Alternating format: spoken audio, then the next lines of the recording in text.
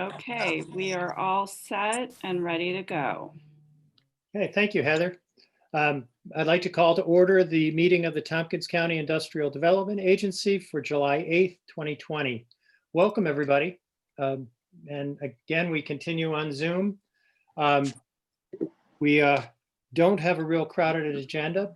It would be okay if we move through it fairly quickly, but I think we've got a lot to discuss about the housing policy. So our first order of business is privilege of the floor, and we have several comments that have come into us. And if everybody could pull up Heather's email to us of, was it 12:07 today? Yes. That has all the letters in one place, the messages.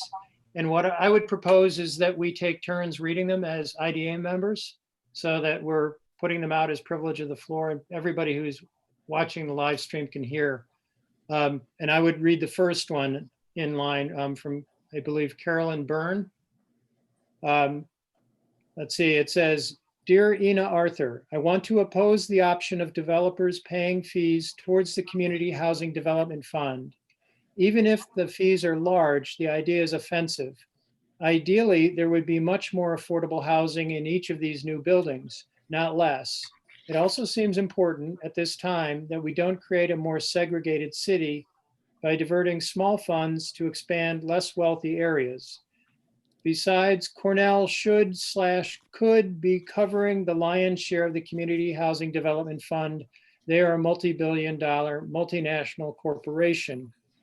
These tax abatements should directly benefit regular people, or else what is the point of them? Thank you, Carolyn Byrne, 108 Park Street, Ithaca, New York." And Laura, do you want to read the next one? I believe that's from Teresa Alpert. Is it Teresa? Teresa Alt.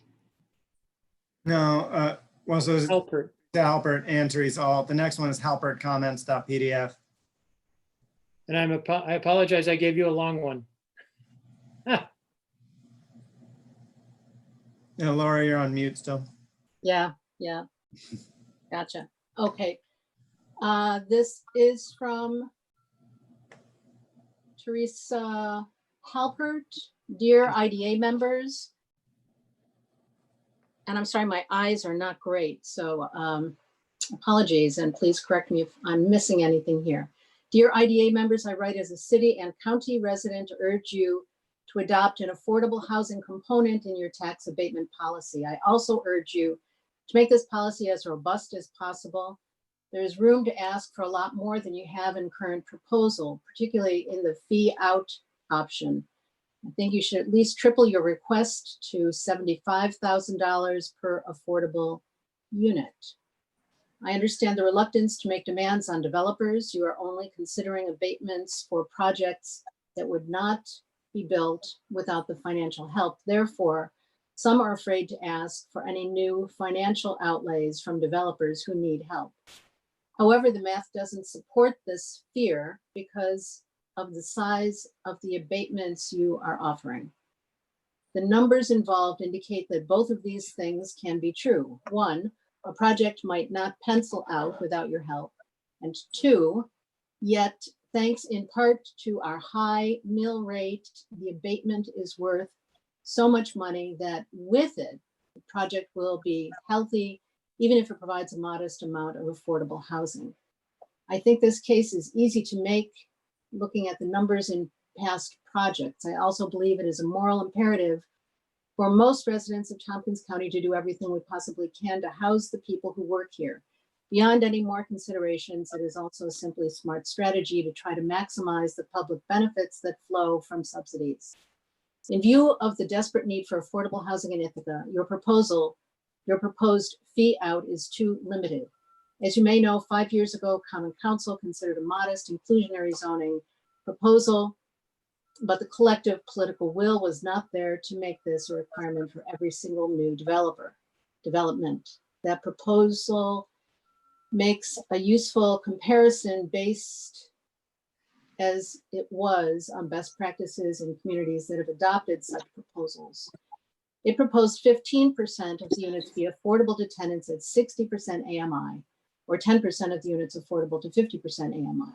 Notably, that proposal offered a payment in lieu of option of $100,000 per affordable unit, with a requirement that the affordable units be identified within 0.5 miles of the proposed project. The amount was based on a fairly realistic guesstimate of the cost of development such a unit nearby.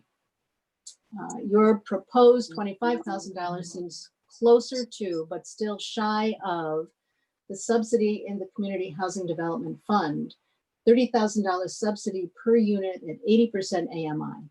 But this CHDF subsidy is not meant to actually pay for the unit. It represents a guess at the smallest enticement that can be offered in an attempt to make the fund go as far as possible toward getting more workforce housing in Tompkins County, combining it with more money from many other sources. How much we have to offer in our donated community fund is unrelated to what we can fairly ask a developer to provide in his project budget as a substitute for providing a required unit. To illustrate the numbers, I'd like to use a concrete example of a recent project, Library Place. The numbers I'm using are based on info as reported in the local press or from the city and county websites. I realized there were different versions of the project coming through, but I used the most recent ones I found, and the exact number of units isn't crucial to making the point. The point is that the rent numbers are based on a real world example. Per the Ithaca Voice, there are 66 units, and this is referring to Library Place, and some public space, and thus $17 million project will save $5.32 million in abated taxes. To simplify this example, I'm going to assume the affordable units would have been 1-bedroom units, and I'm going to assume no inflation in rents over the 20-year affordability period. Per the same article, 2019, the proposed rent for the 1-bedroom unit is $19,000 per month. Using 2020 figures for AMI per IURA, a single person at 80% of AMI is at $48,000 a year, or $4,000 per month gross income. This is the income of a young legal attorney or a senior LPN. The rent that is affordable to this person, gives the example, for example, 30% of gross income is $1,200 per month. Now apply your proposal to this project. At 66 units, the developer would need to provide 13 units that were affordable to this hypothetical tenant who could pay $1,200 per month. Or the developer could pay a fee of $25,000 times 13 units, which is the same as $5,000 times all 66 units. The developer would pay $330,000. Instead of receiving $5.32 million in tax abatements, the developer would only receive $5 million. But what would he gain when he opts out and pays the $330,000 fee? Instead of the $1,200 per month rent, he could charge $1,900 rent per month for all 13 units. $700 excess rent times 12 months is $8,400 per unit per year. There are 13 such units as he gains $109,200 per year. Since the affordable period is 20 years, he gains $2.2 million excess in exchange for $330,000 that he paid to get his $5 million abatement. So in a universe where you're requiring such a development to provide affordable units, but you are allowing this small opt-out, you are providing $5 million in tax abatements plus an additional $2 million in extra rents, leading to a total of $7 million in subsidies for the developer of the $17 million project. In exchange, you are getting enough to build about 3 or 4 affordable units in some less desirable place at some unknown point in the future, or maybe a few more if you assume that INHS or the like can leverage the money with tax credits, etc. Obviously, the developer comes out way ahead by paying the too small fee. It is worth looking at what would happen with a strict policy allowing no opt-outs. From the developer's point of view, he would lose $2 million in rent over the 20-year period. So he would only be getting a $3 million abatement of his taxes. In other words, he could go it alone and make a luxury development, but it would cost him an extra $3 million in taxes. We've already assumed that his project won't be built under these circumstances. But clearly, a $3 million abatement is a large percentage of a $17 million budget. So this might be enough to get such a project built. But I don't think getting rid of opt-out is the way to go. As you correctly note, an affordable project nearby can leverage tax credits and institutional expertise to provide more housing than the original developer would have provided. The key is setting a reasonable opt-out fee and requiring the units to be built nearby. In this example, you triple the opt-out fee to just under $1 million. The developer is still netting over $4 million in abatement on his $17 million project. Plus, he is getting that extra $2 million in rent over the affordability period. So he's really getting a $6 million subsidy in total. That should allow a good developer to make a project work. It would indeed be laughable if someone is arguing that the $25,000 per unit opt-out proposed is enough of a subsidy to get affordable housing built, but the $90,000 per luxury unit that represents the smaller tax abatement opt-out combo is not enough of a leg up for the luxury developer to make a go of it. Even if we can't find the political will to require all developers to help house our workforce, we need to demand that projects getting large tax abatements do their part. The bottom line is that we have precious few locations to build new housing in Ithaca, and we better start making sure that some of it houses the people who make our county run. We can't keep giving away the store. Sincerely, Teresa Halbert. Thank you, Laura. That was not quite fair in terms of the letter I read and then the one you got. Jennifer, why don't you go next with Stephanie Heslop's comments, please? Sorry, just getting everything opened up and rearranged here. Okay. Hello, I'd like to once again say that the public should not be subsidizing luxury housing. 20% affordable for people at 80% AMI is unacceptable. Over and over again, members of the IDA assert that building luxury housing somehow helps low-income people via trickle down, but you've never given credible evidence that this happens. The burden of proof is on you. For the Democrats, do any of you believe in single payer over private insurance or public schools over charter schools? Why would the free market do any better than housing than healthcare or schools? Why is giving tax breaks to rich people not okay when Republicans do it, but okay when you do it? Sincerely, Stephanie Heslop. Okay, thank you. Let's see, Anne, could you read Barbara Chasen's comment, please?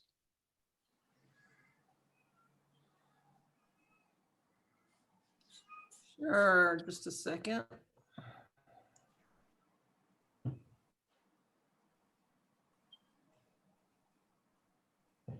To the Tompkins County IDA Board of Directors. Let me get this a little bit bigger. My name is Barbara Chasen. I live at 129 Rachel Carson Way in the town of Ithaca.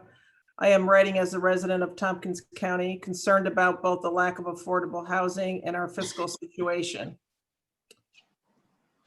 Article 25 of the United Nations Universal Declaration of Human Rights reads, in part, everyone has the right to a standard of living adequate for the health and well-being of himself and his family, including food, clothing, housing, and medical care. An abatement is like a bribe to developers. Why should we give developers a special benefit to get them to help meet a basic human right? They need to do their part in providing desperately needed housing for working people and all those with lower incomes. The developers benefit from Ithaca's attracting would-be residents to all the wonderful aspects of this area, that these developers did not create. The developers are going to make a profit out of desperately needed housing on the majority of units, maybe all of them. Funding problems are exacerbated by giving tax abatements to developers. I urge a policy of no abatements and more affordable housing.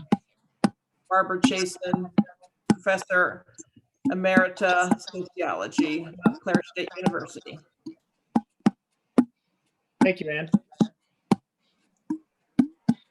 I'm hearing a drumming in the background somewhere. Anyway, Mike, could you read the comment received from Peter Whitaker? Please. It's kind of hard for me to pull anything up on this phone. Oh, so- right, you're on phone. Let's pass you by. John, could you do that one? Sure thing. So this comment is from Peter Whitaker. To the IDA board, I'm writing with regard to the housing policy being considered by the board. Consider the following. One, given that accountants can make projects look more expensive, less profitable, and or less feasible than they are, is there a way to do a deeper actuarial assessment of the budget that is submitted with the subsidy request? Two, should the board consider whether many developers will ask for tax breaks, whether they need them or not? And whether offering this option to all is the best policy or not at this time of fiscal hardship. For instance, members might remember the developer who was asking for subsidies for a market rate building a year or so ago. He was asked that if he modeled what finances would look like without the subsidy, to which he replied essentially, oh no, I never bothered doing that. That isn't my model. Taking IDA tax subsidies for granted, especially for market rate housing, should never be acceptable. The scope of what the board asked the housing committee to do was unnecessarily limited. To ask only which of two scenarios was appropriate rather than asking the committee to address if there are other considerations the housing committee would suggest addressing may have circumscribed the advice the board could receive. I would add that if the board is to go ahead with one of the two options, option one is more likely to meet the needs of our community. If you decide to go with option two, the amount you ask from developers needs to be increased dramatically. Finally, I would ask if after adopting a housing policy for now, it might make sense for the committee, along with Heather McDaniel, to reconsider the standards by which a project is judged viable with or without a subsidy. This might include questions like how long before a profit and what size profit should be expected. Thank you for your attention. Peter Whitaker, Tioga Street, Ithaca. Thank you, John. Martha, are you able to read Anya Herrick's comment, please? Absolutely. 1 second. Okay, Anya. No, I got Leslie Brock. Wait a minute. Oh, yeah, I'm sorry. Yeah, right. Anya Harris is the staff. Yes, yeah, forward my is fault. Leslie Brock's. And I would just say, again, this one came in on Monday. I know it got moved to a couple different offices first. But for example, Teresa Halpert Deschaines' comment, a lot of numbers in there. That came in yesterday morning. If we'd gotten that at that time, you know, I could like really look at those numbers and see if that fits with other information. So, so for the future. From Leslie Brock to the IDA board, I'm writing to comment on the Asteri Vicino project. The city and IDA board has consistently encouraged developers to build luxury housing in our city's center, driving rents up throughout the town. Affordable housing is now the #1 crisis in Ithaca. The Asteri Vicino project is rare in that it has some semi-affordable housing. That is a very good step. The IDA is known for automatically approving any proposal for tax abatements. Nothing asked and no punishment for failing to deliver on even the most modest of community benefits. Proposing a fee is a step in the right direction, and that is a good thing. But the fee can't be so low, as the proposed fee is now, that it makes financial sense for the developer to pay it and ignore any agreed upon terms. It needs to have teeth. The most obvious and direct solution is making the developer refund the abatement with interest if terms are violated. A compromise solution would be a fee more like $20,000 per unit. With increasing homelessness, a record unemployment rate, and our city budget destroyed, I hope you'll respect the citizens of Ithaca when making this upcoming decision. Sincerely, Leslie Brack, homeowner and 12-year resident, Elmwood Avenue, Ithaca. Thank you. Okay, Heather, would you be able to read Teresa Alt's comment? Sure. The IDA is proposing that instead of providing 20% of units at a rent affordable to 80% AMI, a developer could pay a fee to the Tompkins County Community Housing Development Fund. In principle, this makes a lot of sense. The key is to set a reasonable fee. The one-time fee of $5,000 times total number of units that the IDA proposes is way too low. A developer of a building of, say, 60 units by opting out could get several $1 million in tax abatements, yet only pay $300,000 in fees, while bringing in $800,000 or $900,000 in higher rents over just 10 years. The fee should be more like $15,000 per unit. Then the fee would cover something like the difference in rents between market rents and those affordable to 80% of AMI over the 10 years of the abatement. You should not worry about the hypothetical developer walking away. Another will take their place. The pandemic has only made this out of the way place more attractive to those who have choices. Meanwhile, those who work in this community need to be able to live here. Teresa Alt. Thank you. And I will read the last one. This is a comment from Barbara Regenspan. To both the Planning Board and the IDA, I am writing one letter to the Planning Board and the leadership of the IDA addressing the two different but related issues of supporting approval of the conference center plan as is, because that is the way to get the 218 units of desperately needed affordable housing sooner rather than later, when the state is likely to be bankrupt. And insisting that the IDA refuse all requests from developers for tax abatements, period. No substitute penalties considered. My one letter applies the same rationale to both appeals.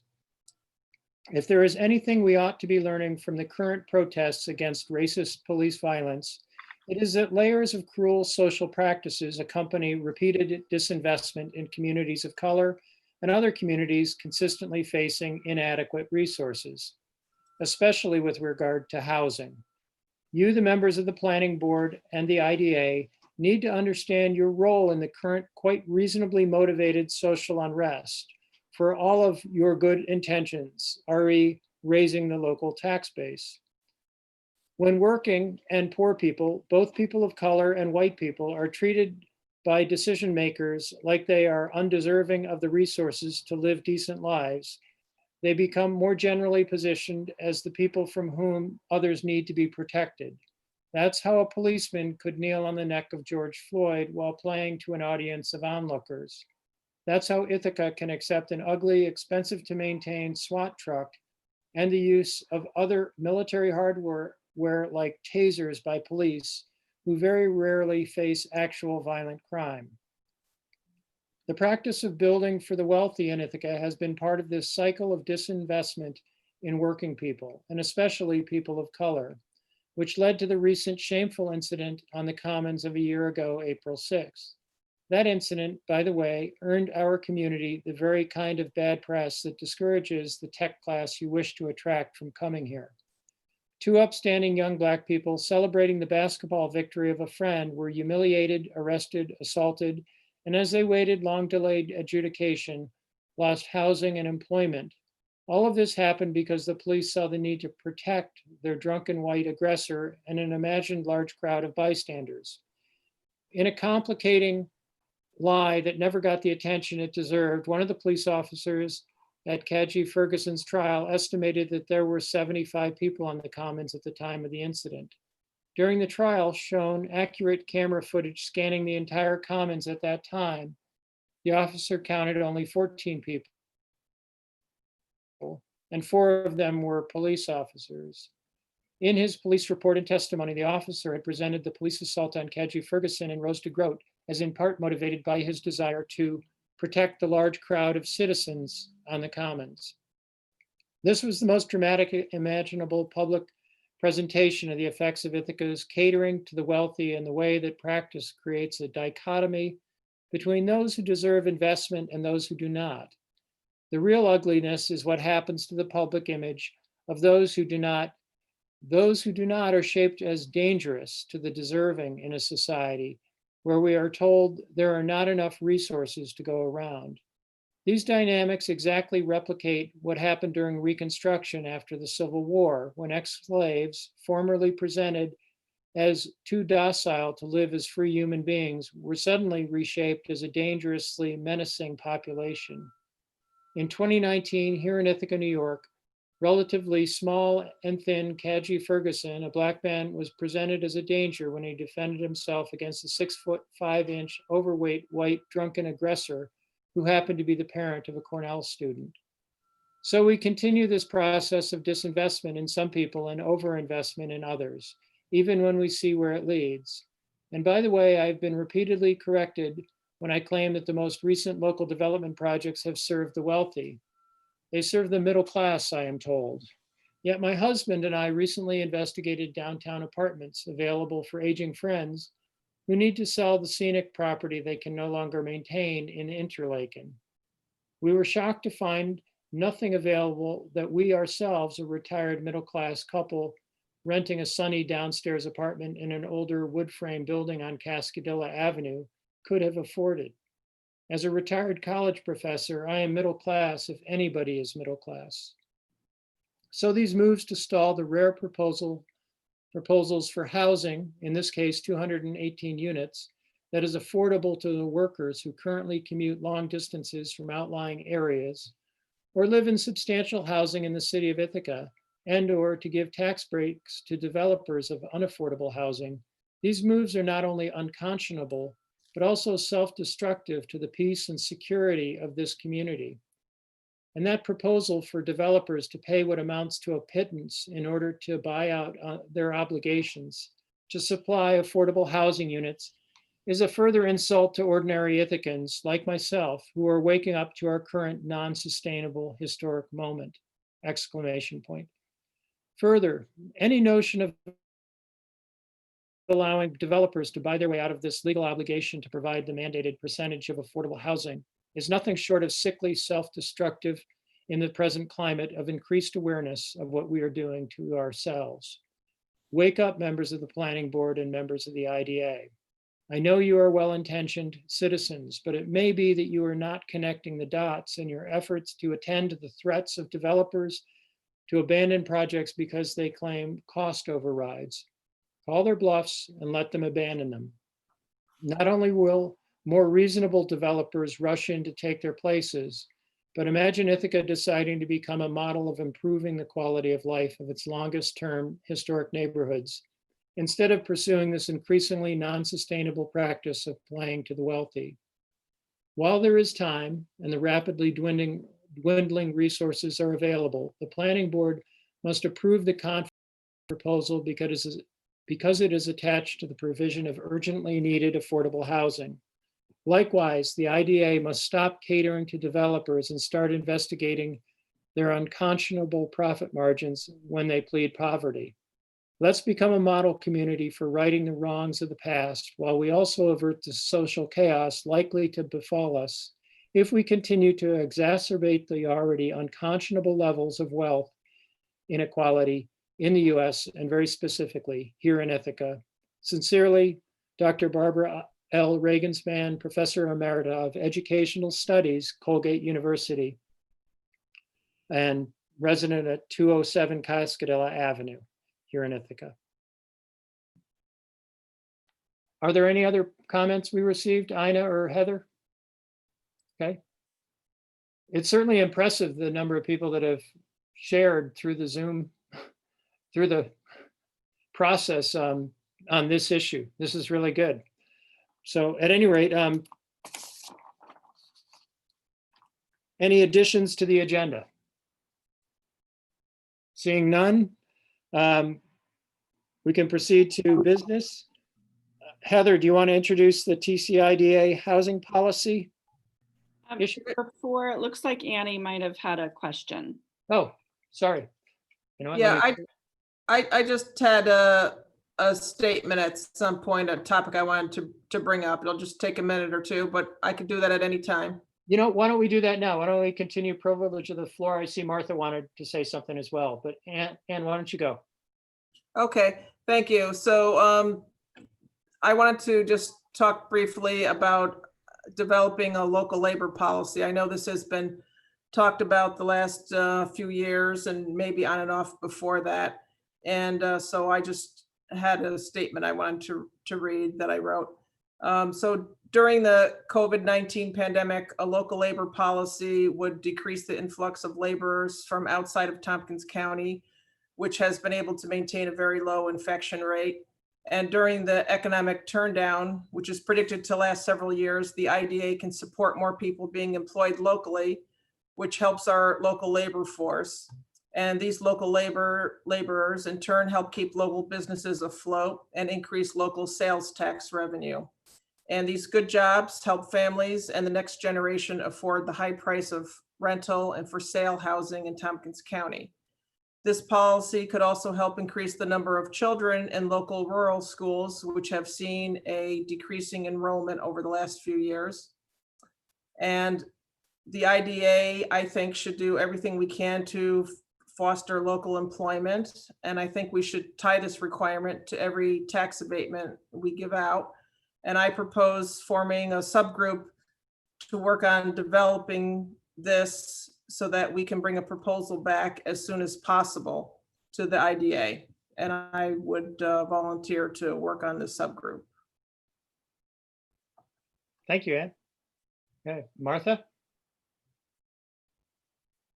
Thank you, Rich. And Annie, thanks for bringing that up. I do want to hope we get this innovation, this housing policy in place. And then I think local labor is something that we should come back to that we haven't, we do have some data. It'd be good to see where that brought us. I am interested in commenting on a couple of the public comments that came in, and I guess I would, for one, I would point out that the Teresa Halpert Deschaines mentioned the city's proposal as a sort of best practice, but I would, for inclusionary zoning, but then I would point out, but it didn't get passed. So why didn't it get passed? I mean, it's not that the city did this and we should try to match it. In fact, the city looked at it, but didn't do it. And then I would also comment that the city's recent downzoning contributes to the lack of overall housing and the lack of affordable housing. When you lower the number of stories that can be built in a particular zone, when you add requirements about the, say minimizing the footplate, every time you reduce the number of units that are allowed by right, you decrease the number of housing units available in the city, and therefore make that scarce resource a little scarcer. So then I would also just point out in general that the density program really was invented by the city and then brought to the IDA back in like 2000 or 2001 or so. And at that time there was, Heather, correct me if I'm wrong, but at that time there were specific requirements about need and a lot of other requirements, like a 50 item point system. It was extremely complicated. Some years later, maybe 2010, the city asked the IDA to revise this policy, and they came up with what's now called CTAP, and it's very simple. A project simply has, there are a couple, Heather, again, help me with the criteria. It's like a project has to increase the value of a parcel by something like 500,000, increase the number of stories by, I don't know what the number is. So At least 3, or a major renovation of an existing building. So it's basically as of right, almost as of right, and no need is not one of the criteria. It was put in place as a fairly simple process to encourage density. and to keep buildings from being put up in the suburbs and in green fields and to fight sprawl with all the other attendant benefits of densification and fighting sprawl. So the issue of economic need the IDA looked at it and said, well, the basic abatement's going to be 7 years. If the developer brings to the IDA administrator a detailed examination of finances and can show a level of economic need, financial need, we can increase the abatement from 7 years to 10. So folks should understand what the purpose of this policy has been, how it's evolved over time, and it has done what it was invented to do, which is to encourage development within the city of Ithaca and sort of all different kinds of development. And this housing policy that we're talking about is a way to tweak that and to try to improve performance and try to improve the level of housing affordability that's available. But the housing market is a tremendously complicated animal. And there is kind of basically no public money on a scale that could just let us, whoever us is, build thousands and thousands of affordable units. Remembering that any public subsidy, whether it's a tax credit, a tax abatement, whatever it is tax money. That's money from the public. And we can't possibly subsidize enough housing to fully meet the need. So the partnership with the private market, with private developers, to try to encourage development of more affordable units, that's kind of our sweet spot where we can leverage what public dollars are available, encourage developers to do the right thing, but we understand that we can't possibly provide enough public dollars simply to pay for all the affordable housing that's required, that we really need. That doesn't exist. So those are just a few of my random comments. I look forward to the actual discussion of the policy. Thanks for letting me talk, Rich. Yeah, I'm going to jump on you later on then, if you said something twice. Okay, yes, sir. You got it. Okay, John, your turn. I just wanted to respond to some of the comments, and I think Martha's already made a lot of really excellent points that I really agree with. I think it is important to understand the dynamics of the incredibly complex marketplace we're playing in and the limits of what we can and can't do. And I'm excited that we have the opportunity to look at this policy today. But I also, I hear a lot of the commenters and what they're saying, and that, it isn't enough. And I think that, I'm a realist, and I see that this is what we can do today. I think that it's great that we will hopefully do this today, but I hope that we will continue to work in whatever capacity we can to try to, influence the very broken equity picture in our community. I think that there is a moment of reckoning right now. I think that there is the pandemic and the Black Lives Matter movement have brought a lot of these things to the forefront that have been the case for a very long time. We're in a strong market, and we really do have an opportunity to make a big difference. And I'd like to see us continue that work and to recognize the very valid things that are being raised by our constituents in some of these comments. So that's all I have to say. Thanks, John. Mike? I just wanted to touch on some of the things that people said too. And there were 3 comments in there that from all different people, that just didn't actually ring true to me. The one was about, if you build more luxury housing, then somehow that raises the rents all over the area. And I don't see why that would be the case. I mean, if you build luxury housing, a certain group of people are going to buy those. A lot of the things we're investing on, it depends on your point of view, I suppose, on what's luxury housing and what's not luxury housing. But if you build more housing, people are going to move into that housing, and then that should free up the lower rungs of housing. I don't really understand what that comment, kind of what information they were pulling from on that. But the other thing was also, one sec, there's a car passing.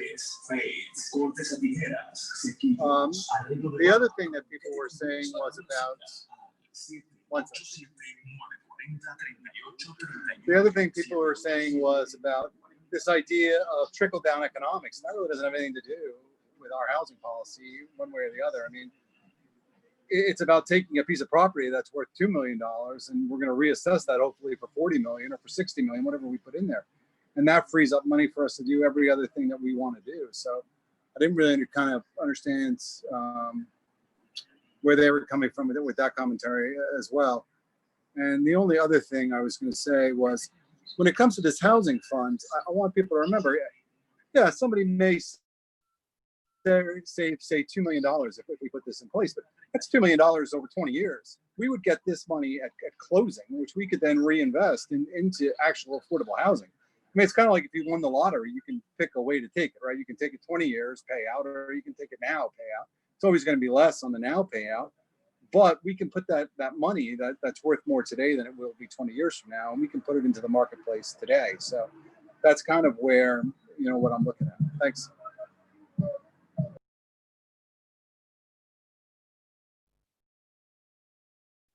Okay. Anybody else want to respond to privilege of the floor? I think we've kind of segued into our discussion of the housing policy, but Heather, do you want to introduce it? Sure. Thank you, Rich. So I think Martha gave a really good overview about the history of our partnership with the city of Ithaca and trying to promote density and vibrancy downtown. And I just wanted to reiterate that it has been a partnership that we have worked together with the city at various points in the past almost, 20 years now to refine the downtown policy. And a little over a year and a half ago, the city made some recommendations to the IDA that we require all housing projects that come to the IDA set aside a 20% of their units as affordable units for 20 to 30 years, and that would enable them to have an additional abatement level of 20 to 30% over that 30-year period. The IDA took a hard look at those recommendations from the city, and there were some significant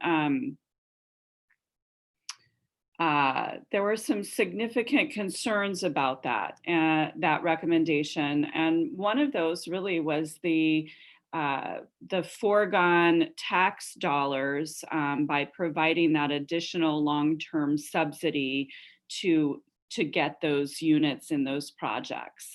We did some calculations, and depending on the size of the project, it was a subsidy of anywhere from $325,000 to a lower level, about $280,000 per unit in additional foregone tax dollars over that 30-year period. That was a big concern for the IDA. Who would bear that additional cost? It would be other taxpayers likely.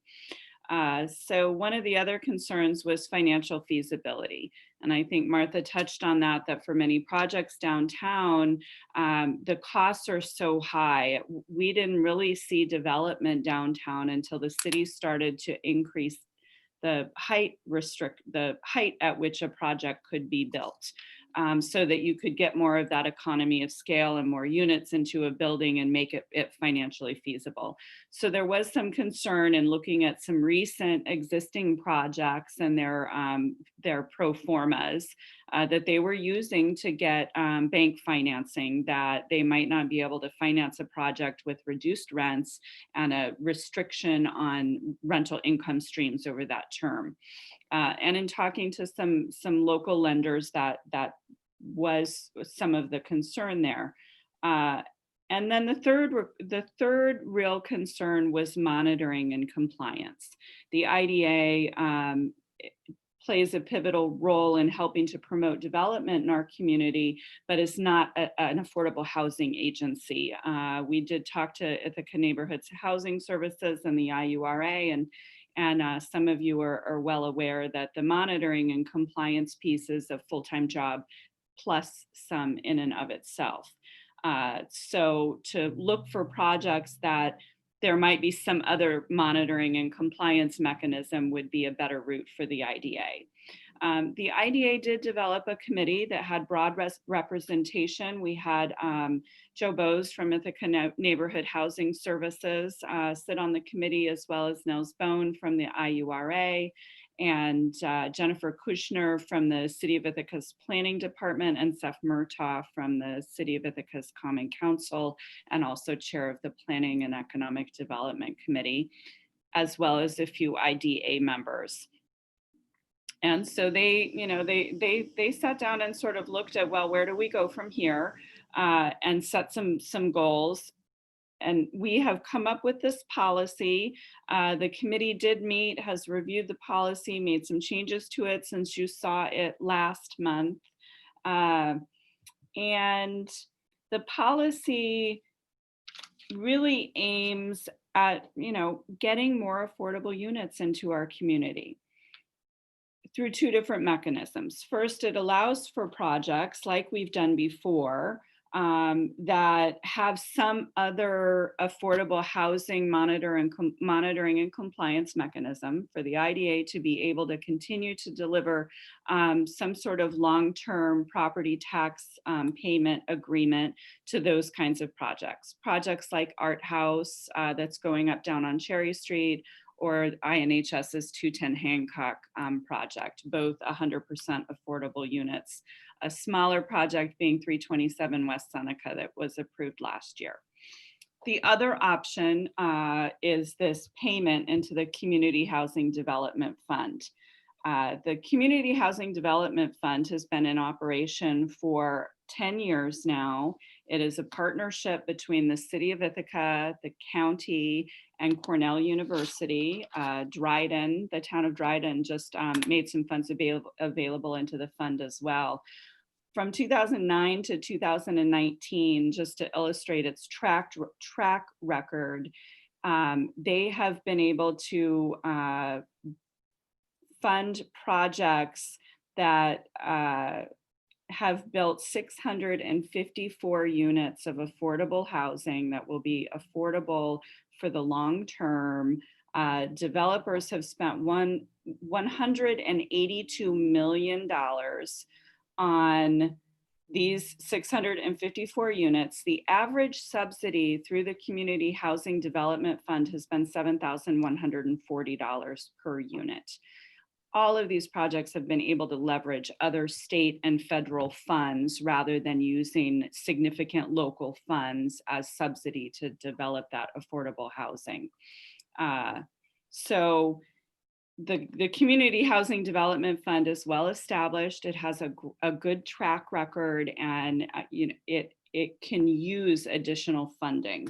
The payment amount that the IDA would require for projects was discussed at the committee level. They were given several options. They looked at the return on investment and how that affected the return on investment for developers. They looked at the percentage of incentive that was being provided and how that might change if they were to pay different amounts of fees in order to support more affordable housing. So that's where we sort of came up with the $5,000 per unit, or $25,000 for 20% of the units. We sort of looked at that 20% since the City of Ithaca had said we'd like to see 20% development in projects. So that's sort of where that came from, and recognizing that it's a start. It can be adjusted up, it can be adjusted down based on what happens in the market and what we see with projects. But most importantly, to have a policy in place so that developers know what to expect.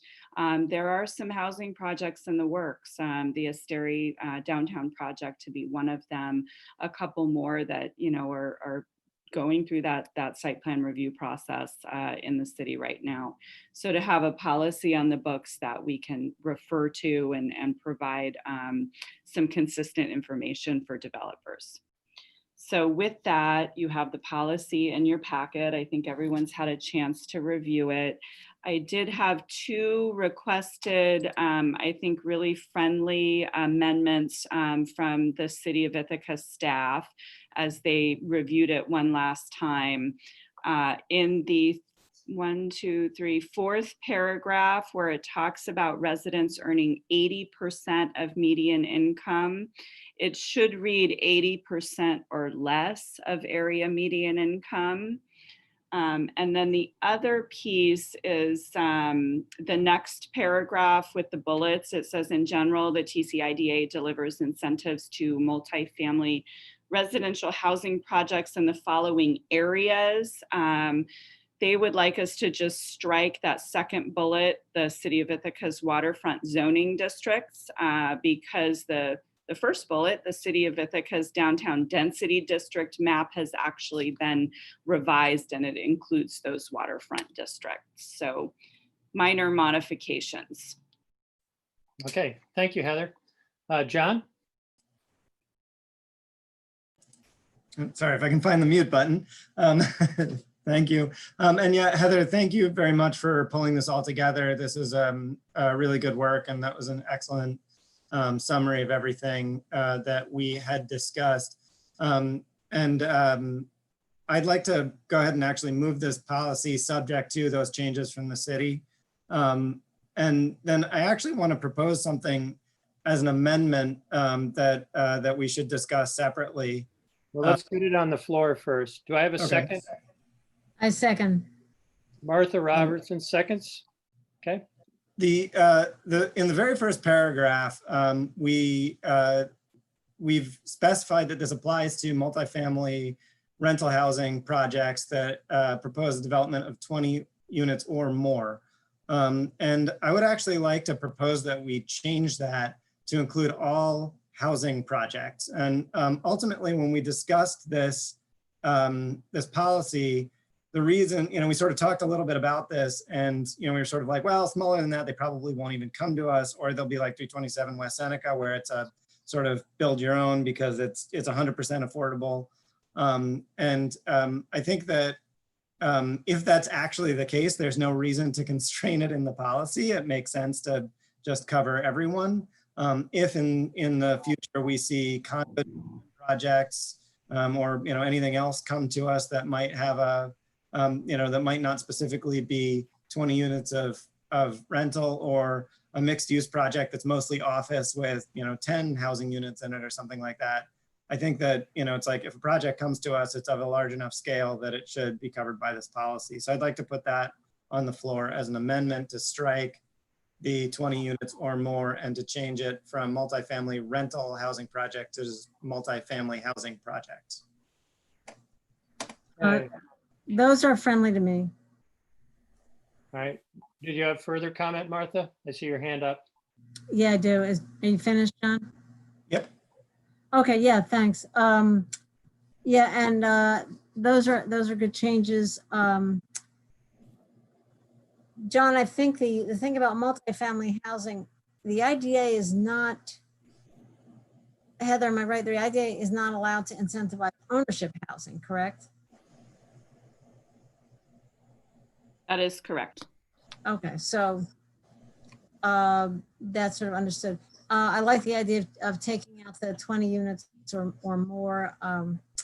I just want a couple of other pieces of perspective. The Community Housing Development Fund requires a commitment of 49 years of monitored affordability. That's the best you can get. That's considered permanent in the housing world. I want to let you know, at the suggestion of Megan McDonald, the Deputy Commissioner of Planning and Sustainability for the county, and one who's long-term been the administrator of the housing fund, she suggested we send this to the two committees that oversee the housing fund, so they wouldn't be surprised to find, oh, we're going to get somebody. So yesterday I did send this policy to the Program Oversight Committee, the Application Review Committee. I will say two other things. The Housing Committee, as we met last week or whenever it was, one of the things we really wanted to emphasize that we would really like Heather to feel justified in working with developers. We hear from the public that this is too small. We hear from developers that this might be too big of a demand. We want to get it just right. We don't want to disincentivize housing development with this policy. So we've sort of asked Heather to be sure to kind of monitor these things on a case-by-case basis, but felt that it was time to put forth one policy that was consistent, that people could plan on. You can build it into your financing. If this is the policy and you take that to the bank, then the bank knows what your expenses are going to be. So we thought this was the right step at the right time.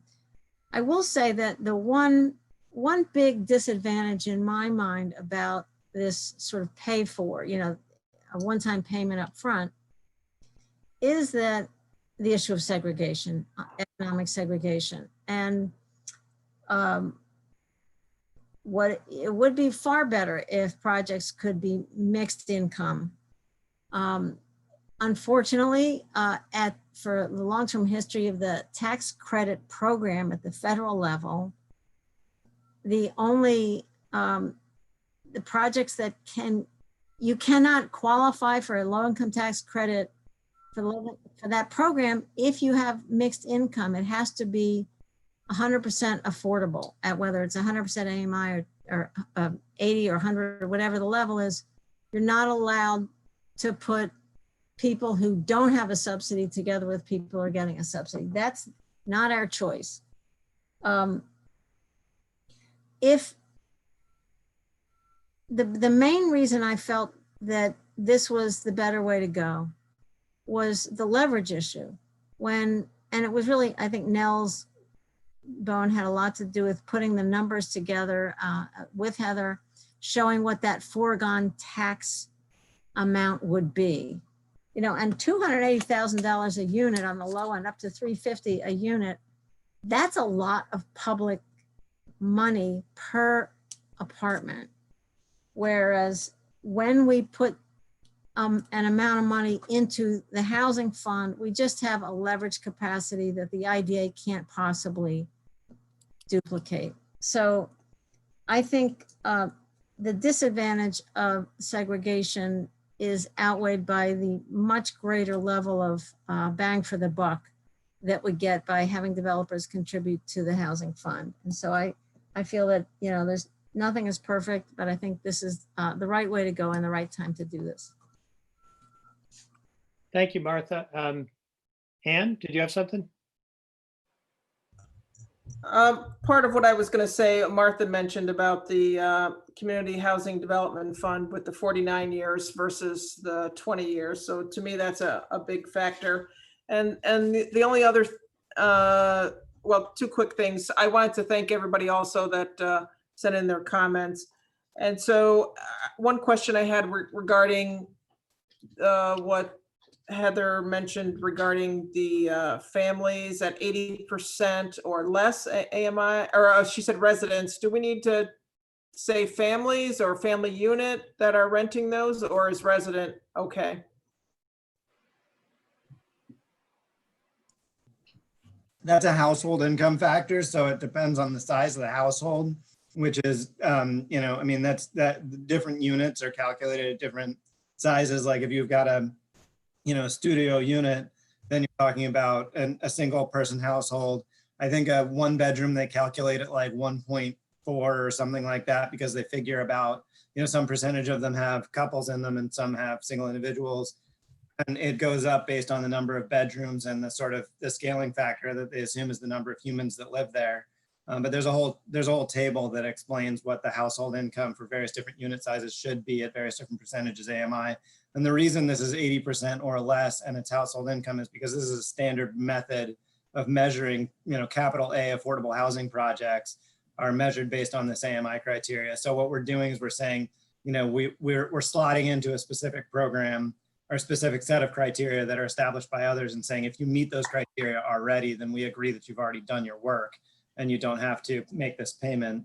But that's entirely pushed off to another regulatory body, whether it be, you know, HUD for a LIHTC project, or, you know, some other local entity that's doing some local subsidy.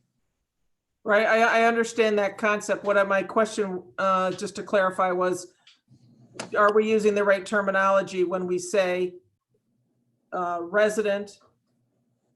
Or should we say families? It should say households. Or household? Households. Yeah, okay, good Household? point. Yeah, Okay. thank you. I'm sorry. I didn't understand your question. No, it's good to explain it again, and then if people are watching too, so I think it's good to explain it, so thank you. So if we could change that to households if we feel it's more accurate. Yeah, that is the correct term. Thank you. Okay. Laura. Yeah, thank you. I wanted to echo some of the comments that have already been made. Thank Heather for all of her work on this. It has been very, very helpful. And to thank the people who took time to submit comments. Martha said, and I completely agree, that mixed income projects, mixed income housing would be the ideal. There are restrictions, as have been mentioned.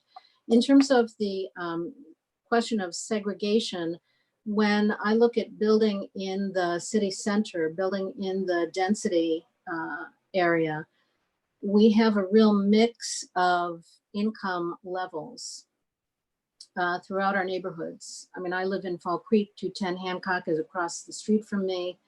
Breckenridge, the INHS Immaculate Conception Project is really in a neighborhood where there is a mix. So I'm pleased with the diversity of incomes that we see in at least some of the city center projects. So I just wanted to comment on that. My other comment is, when we met last week, there was, first of all, I think it's very good that we have a policy for developers and for the agency to look at and be following. People need to know what the ground rules are and what they can anticipate. We also talked about looking at some point, reviewing these, whatever regulations we vote on today, and having the ability to ratchet them up. I think that was the term that was used when we met last week. So my question is, how frequently will this policy be evaluated?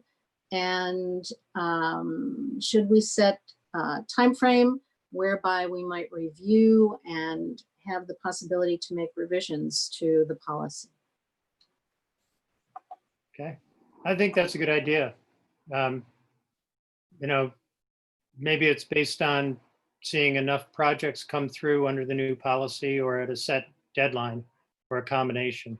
But yeah, we should really try to pay attention to the pulse on this, whether it's impeding projects from happening or, you know, maybe we can ratchet up. So, Yeah, because I think the goal is to increase the production of housing. And so I think, you know, I'd want to know that this policy is helping to accomplish that. sure. Okay, Martha? Thanks, Rich. And I hope I didn't repeat myself earlier, and I hope I'm going to say something. I'm sensitive. I realize when we talked about segregation, I want to be really, really, really careful about what we mean. That is not any sort of requirement that certain people can live in a building and certain can't. Just sort of what would end up being obviously de facto, you know, separation of people, the people who, you know, the affordable units are not going to be in the same building as the unit that the subject project. The question in Teresa Halpert's comment about that a sister or brother project be built nearby, that be one of the requirements, I think would be impossibly difficult to put in place. And we're also, since we're talking about, this is really the city density project which is within a few square miles, you really are talking about sort of something being built nearby in any case. I do appreciate the comments, and people took a lot of time on these. Looking at Peter Wissaker's comment, a couple of comments. One about the housing committee was unnecessarily limited. We could have put together whatever we wanted. I don't feel that anybody constrained what we discussed and what we proposed. And then the last point is interesting. This question of the profit, the standards by which a project is judged viable with or without a subsidy. This might include questions like how long before a profit and what size profit should be expected. This has come up off and on related to other projects. What is the level of profit that by which we judge a project to need additional support or to be viable, et cetera. I would kind of put a pin in that and say, maybe that's something we should come back to and judge for all IDA applications. I have had a couple of conversations with one IDA member in particular that this might be more generous than necessary. So I just want to make a comment and put that out there for another day. Thanks very much. Okay. I don't see any hands raised. Heather, go ahead. So I'm just wondering if you might want to add to the policy specifically at the end that it will be reviewed no less than annually or some time frame so that it's there and memorialized. I think, well, the mover and seconder, is that friendly? I would suggest at least annually or sooner if needed. Yeah, and I don't think we should. I think saying at least annually is probably fine. That gives us the opportunity to analyze it sooner if we think it's relevant. I will comment that, I think a lot of, we don't get a very large sample size to work with. It's not like we're reviewing thousands of projects. And so we can draw these statistical correlations about what's going on. And, sort of echoing what Martha said earlier, the housing market is incredibly complicated. These development projects are incredibly complicated. And it's hard to know when a project doesn't go, why it didn't go. There can be so many different reasons for that. So it would be hard to draw conclusions from one or two projects, either not going or, saying, oh yeah, this works for me. It might not work for the next one. So I think we should be a little bit mindful of not trying to sort of move the goalposts too much and confuse ourselves on what we're trying to accomplish. But I do think bringing it back in about a year is probably sensible. Okay. Martha, you were the seconder. You're okay with that as well? Yeah, I think at least annually makes a lot of sense. Okay. I guess I'd like to make a couple comments.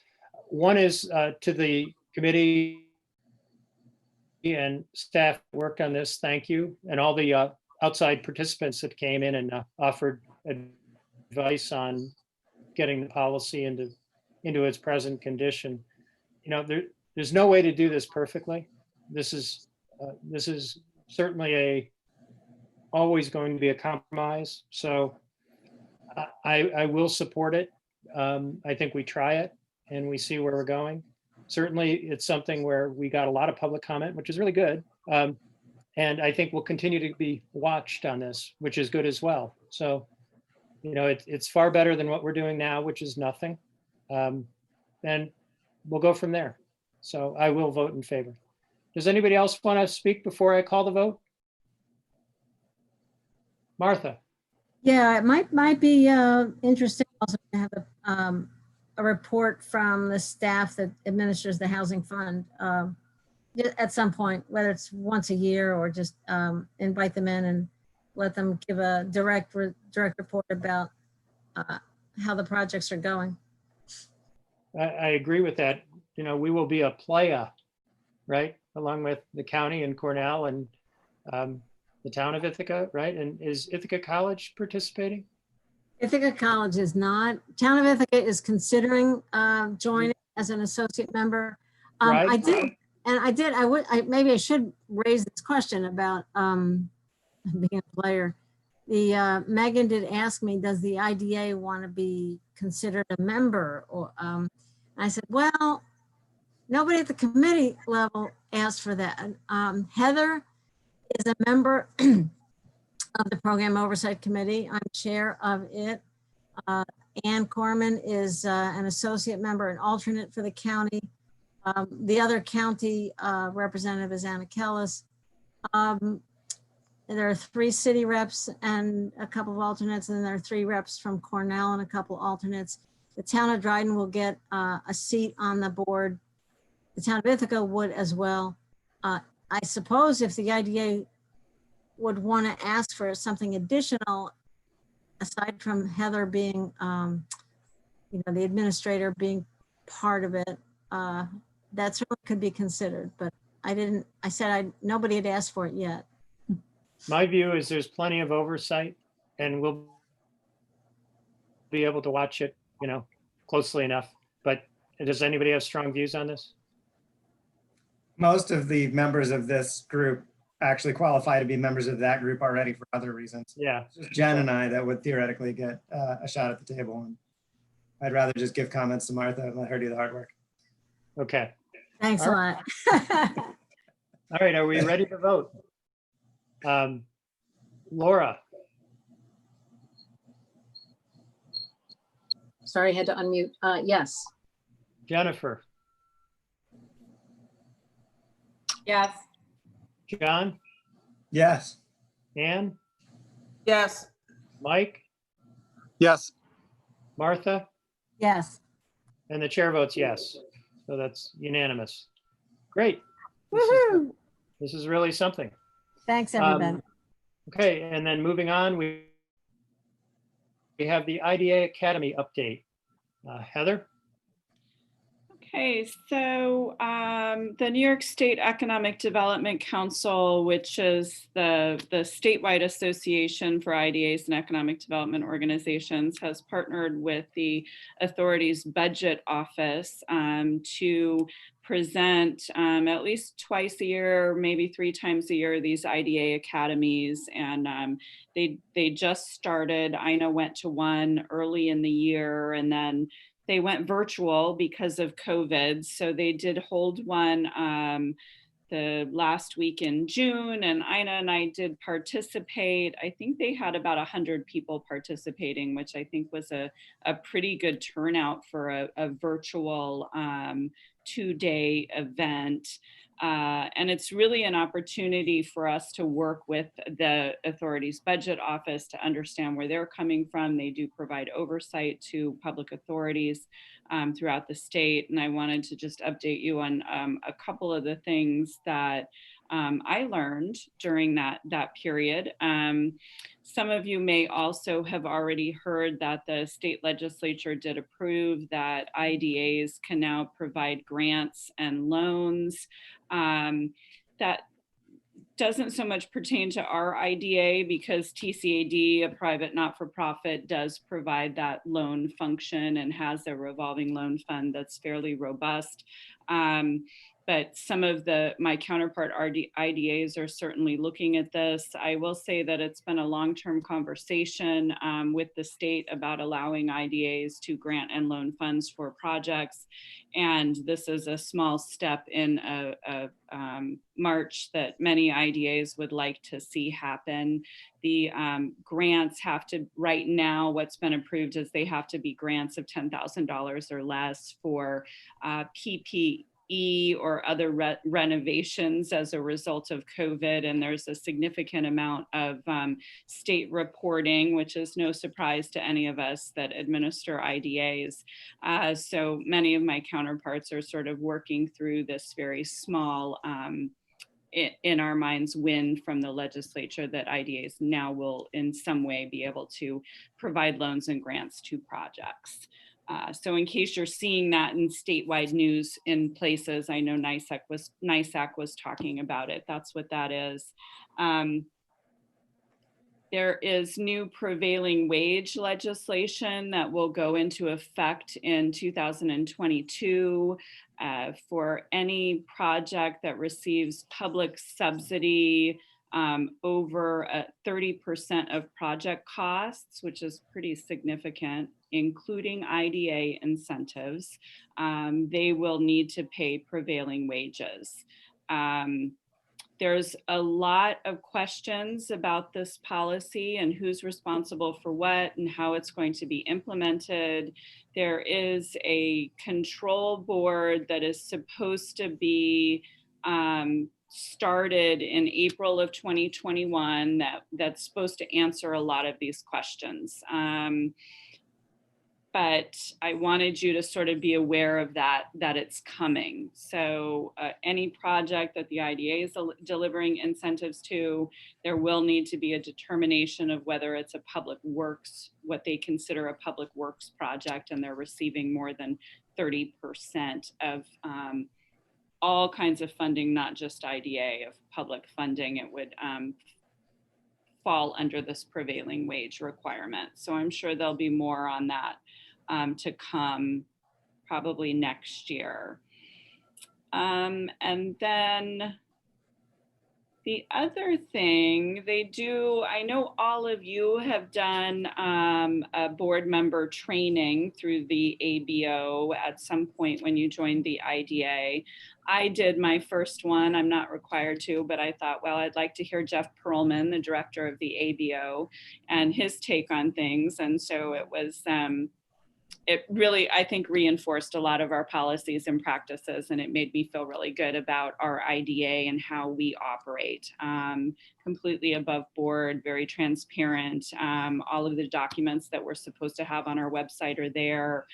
We do definitely follow a lot of the regulations, so there were no surprises there to me.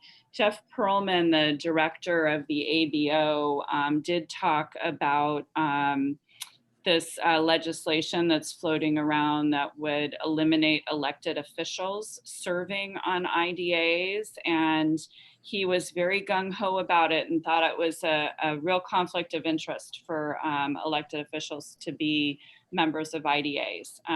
This legislation has been floated a couple of years in a row now. It hasn't gone anywhere. It's something that, you know, my state association, the New York State Economic Development Council, is certainly following in that respect. So I wanted you to sort of be aware. My eyebrows raised when I heard Jeff Perlman say that. Oh, I think it's a really good idea. And that was really my update. There will be future IDA academies, and if they're virtual, the fee really is not that high, and I will definitely give folks an opportunity that are board members to participate in the future if we continue to do them virtually. Great, thank you. Okay. Next up is chair's report. I was going to mention that, yeah, the top. Rich, you have a couple comments? Oh, a couple hands up. You're right. Martha, sorry, go ahead. Thanks very much. Heather, that the item about the IDAs can do grants and loans, do you know whether Cuomo signed it or is going to? I couldn't. I think he signed it. Okay, because would that apply to childcare centers? A lot of them are having to make adjustments related to COVID for safe operations. And there is money, but it's kind of sitting in Albany, and we might be able to respond more quickly than people going through Albany. And I think that money, a lot of that money has not even been dispersed yet anyway. That's a good question. I can certainly look and follow up. Yeah, I'd love to be able to, if we could move some money out, that'd be great. And, you know, this thing about elected officials not serving on IDAs, I mean, yeah, I know I'm like prejudiced, but I think elected officials have a different level of accountability. And I think there's an affirmative good case to make that that there be a mix on a board. I think we have a good balance. I don't know if it's a fight I want to ask anybody to spend any time on, but you know, I think accountability really matters. And I think being, having some elected folks improves that. Well, reasonable people can disagree, I guess. John? I had a question about, I mean, you may or may not actually have any answers to this, but I'm curious, when the topic of the prevailing wage issue came up, it seems like that's going to put a great deal more burden on things like affordable housing projects, which end up in a big subsidy pile of, state grants from ESD and, DHCR, and then we're, giving them a much deeper incentive. Probably more of those projects will end up in this pile of 30% of public money. And I wonder if there's been any conversation, or if there was any conversation about putting that additional burden on actually probably our most important projects that we really want to not make harder. There are 11 categories of projects that are exempt, and one of those are affordable housing projects. Excellent. Another is historic rehabilitation tax credit projects. Cool. So renewable energy systems. So there is actually a list of things that are exempt. Oh, that's great. Yeah, I was subject to that. It's like, okay, well then, yeah, if you're getting 30% subsidy, that's pretty substantial. Yeah. And then Martha, I did want to make one comment about the accountability question. I serve at the pleasure of the legislature, who could fire me anytime. So I think we all have some accountability here. I think that it'll be an interesting conversation to see how this thing shapes out. Yeah, and we're watching you, John. Don't worry. Yeah, that's right. If you go rogue. If you got a bunch of comments at the legislature meeting, No, but actually, or if Heather gets sick of me being a pain in the ass, I don't know. that's by state law. The IDA is a creature of the legislature, and so the legislature has to approve the bylaws and the members. Okay. You're fine. Anyway, let's keep moving. Chair's report. I really don't have anything. I was going to mention the New York State legislation, which I think is good. It gives us some more flexibility. If we could use it to help facilitate daycare getting where it has to go to help reopening, that's something I think we should look at. The other thing I was going to mention was what came up earlier, the change in the city's zoning map, the density zone. It kind of looks like a hammer or an anvil, but it's included some additional area in the west end. It's worth looking at the map. I am curious that it's not including where the art house is, and I think there's 2 projects that may be coming forward from there, but that's not included in the density zone, which I found interesting. Laura, I don't know if you have any understanding of how the decision to include or not include West End properties was made. No, I'm afraid I don't have any update on that, but I will look into it and get back to people.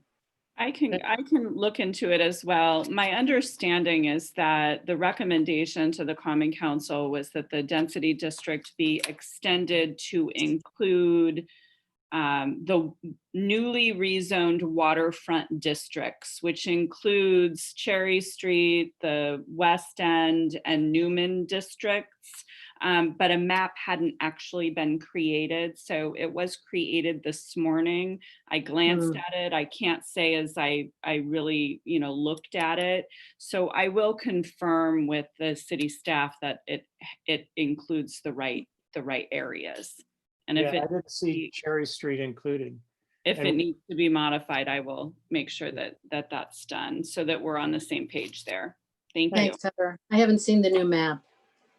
Where On is the the new map? city's Is it? website under CTAP. Okay, Martha.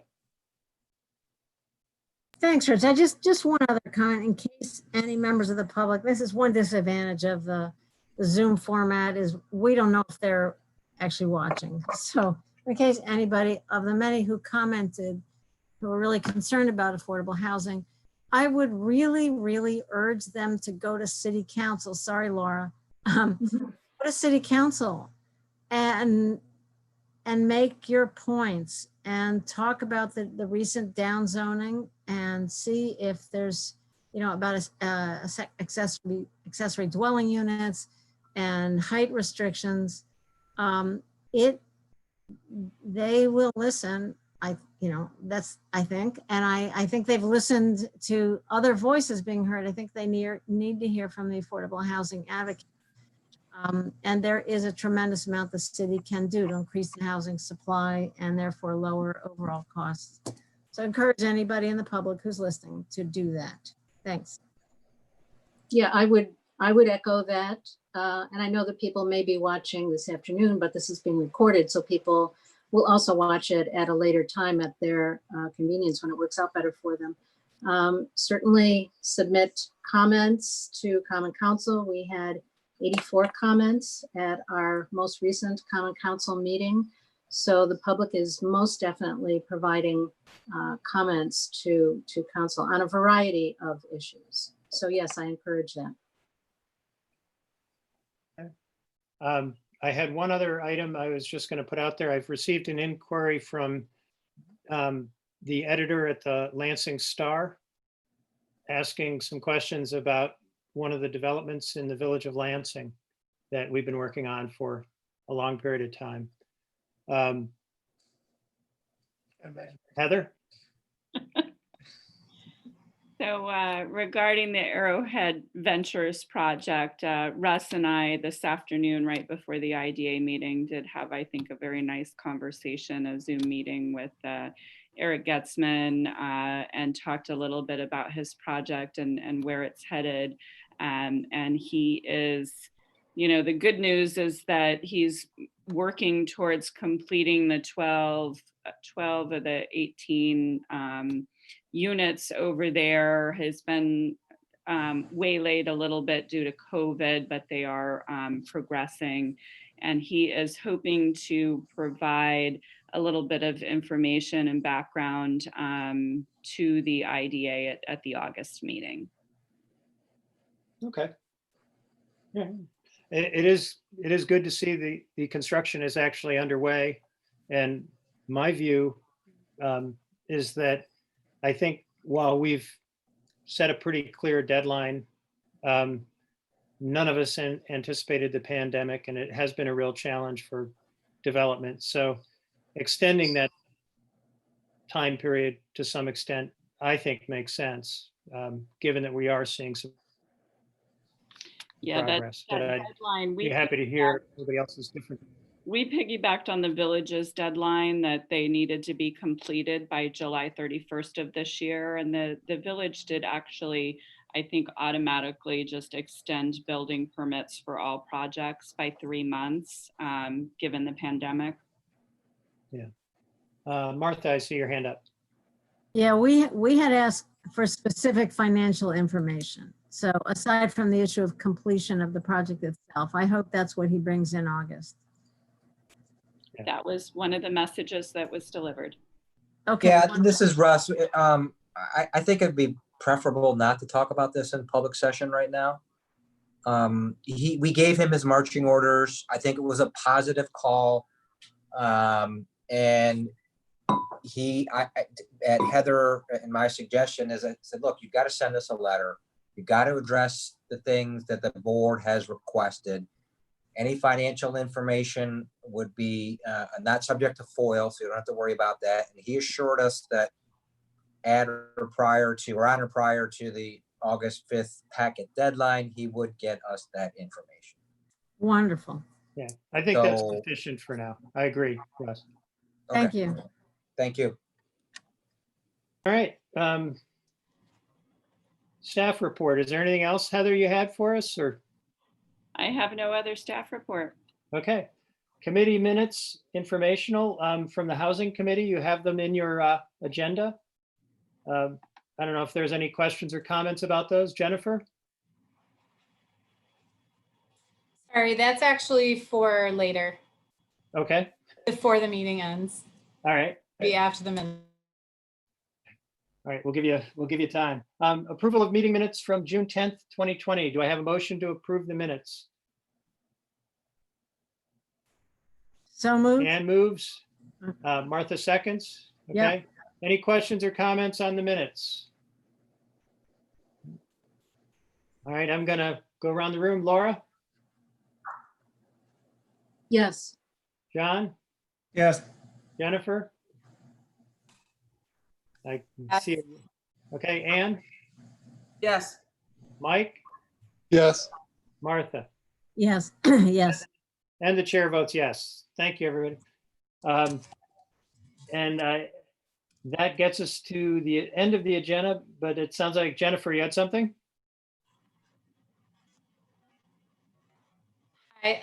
So I just wanted to circle back to a comment from the beginning of the meeting about local labor policies. I was one of, I think, the only people here who spent many, many hours in meetings and studying this topic over the course of probably a year.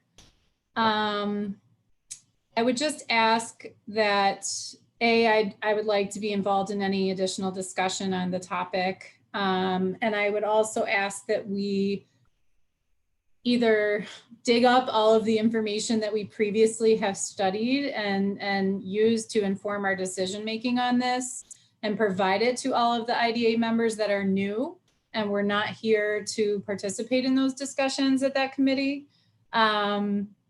And or that we utilize, I mean, we certainly need new information as well. And we need the information that we've gathered from reporting since we instituted the policy that we do have.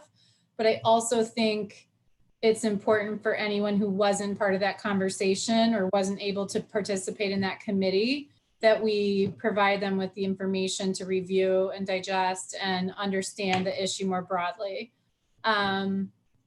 It's extremely complicated. There's not an employer in this community that has a Tompkins County only workforce. There may be a tiny handful, but for the most part, it's not what our workforce is. We have a regional workforce here. You know, I'm going to come back to having a lot of concerns about picking imaginary municipal boundaries and saying that's local and everything outside of it is not local. Because of just the nature of our workforce and where everybody's already coming from to do their jobs here. So I just want to be sure if we are going to approach that issue again, that we do it with full information that has previously been entertained and considered by the board, and that's been part of our decision-making process to date, and with information about the entirety of the workforce, the contractors in the area and the region, the types of projects that we are involved in, who is even within those boundaries that could build the projects that we're building. All of that is really important to have as part of that conversation. So thanks for letting me have a minute just to circle back on that. Okay, John? Yeah, I just wanted to ask quickly, we'd talked a few times about looking at the accelerator model from the Orange County IDA, and I'm wondering if there's been any movement on that, or if we could incite some. I think that'd be a great potential way, you know, looking at the SWOT analysis, that would be a great potential way to respond to the current economic conditions. I have got a staff member that is really excited about this project, and we've been working on it. We've been looking at several funding sources, and the EDA funding from the Economic Development Administration looks like a real possibility to actually build out a facility or get operating funds for a facility.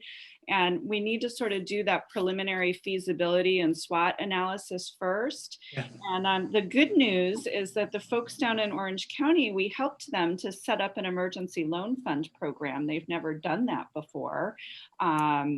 And so in exchange for that, they offered to come up and do the SWOT and the feasibility analysis for us. So Chuck was on my staff was just sort of emailing me this week about it. One of the things about the EDA funding is that we're eligible in Tompkins County if a project is located in one of our 2 opportunity zones.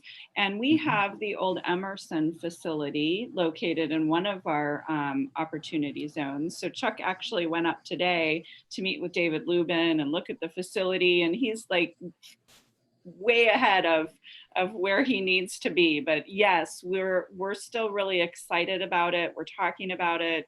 And I think my next step is to look at the list of people to include in the SWOT analysis. So Cool. you'll be hearing more from me on that. Thank you. That's Okay. exciting to hear. Martha, Heather, that's really exciting. That sounds great. I just want to go back to Jennifer's comment and Heather, it seems to me in February, you were going to start working with a Cornell class on the labor data that we have collected. And I've been like wondering, did that disappear into the COVID ether or? Well, it was one of those great ideas and we proposed it to the class. They had projects to choose from. They didn't choose mine. And the professor sort of said to me, I don't think I have the right students this semester, but let's put it on the docket for next year. I don't know what's going to happen in the fall in terms of students and student projects. So my hopes got dashed on that one. We still have all the data. We just need someone to mull through it. Okay, well that's disappointing. I mean, it is hard. There's a lot of stuff that would take a fair amount of time to really dig into what we have. And it's a shame not to really use what we have to inform our policy. So maybe we have enough data to see the percentages of local labor and things like that, but to really sort of dive in and look at, specific trades and positions and things like that, we need help. Okay, all right. I guess I'll jump in with a comment. While we have spent a lot of time looking at this issue and trying to understand the local labor component on these various projects and trying to determine what's the appropriate level project to project, I agree, and it's something we should continue to look at. I think perhaps forming a subcommittee makes sense. And the suggestion to have Heather, if you or your staff could collect some of the information that we've developed over the many times we've looked at this and share it, that might be a good starting point.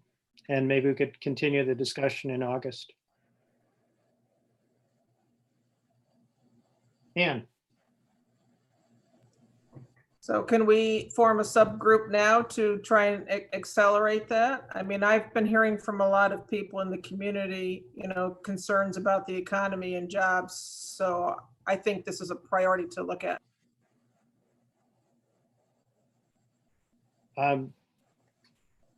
Yeah, I don't know what the pleasure of the IDA is. I think getting the prior information together so that we're all on the same page on it might be a really useful starting point, and then we could figure out who wants to participate. It sounds like you're interested in Jennifer. I'm sure there's some other people on the IDA that would want to participate in this as well, and we might want to include some outside people. Yeah, I think it probably should include some outside people, and I just want to support Ann's suggestion here. I think that, we formed the housing committee many months before we actually took any action. I think I would definitely support Ann's suggestion of forming a committee now and maybe starting to figure out who the members are so that we can at least look at this issue. All right. And if you need another IDA member, I would be happy to be on that subcommittee. Okay. I can certainly put together a proposed list and we can look at it. The last committee that we had did have, a couple of developers, I think an architect, maybe an engineer. There were labor representatives. It was a fairly large committee. Yeah. Okay, well, why don't we have Jennifer, Ann, and Martha start out with this, and we can certainly include more members if we wish, but maybe the first discussion is to try to figure out what you'd like the committee to look like in terms of local representation, so to get the viewpoints. But I leave that to the committee. And I think you just have the prerogative to just form that, right? We don't need a formal motion and whatever. As chair, you can just do it. I don't think we need a motion. We could certainly do one if that's the pleasure of the IDA. I think you've done it, right? It's been. Let's move it, and the proposal would be to form a subcommittee to look at local labor issues. And the initial members would be Jennifer, Ann, and Martha. Do I get somebody to move that? Ann moves, Laura seconds. Any further discussion? I'll make the rounds, and the people keep moving, so I'm going to call you in different order. Jennifer, Yes. John, Yes. Laura, Yes. Mike, Yes. Ann, Yes. Martha, Yes. and the chair votes yes. So there, okay. Is there any other business to come before the IDA this month? Motion to adjourn? Jennifer moves, Laura seconds. I'll take a raised hand vote on that. Okay, looks like we have a majority, if Yes. not unanimous. Thank you, everybody, for participating. We'll keep working on things and we'll see you in 1 month. Thank you.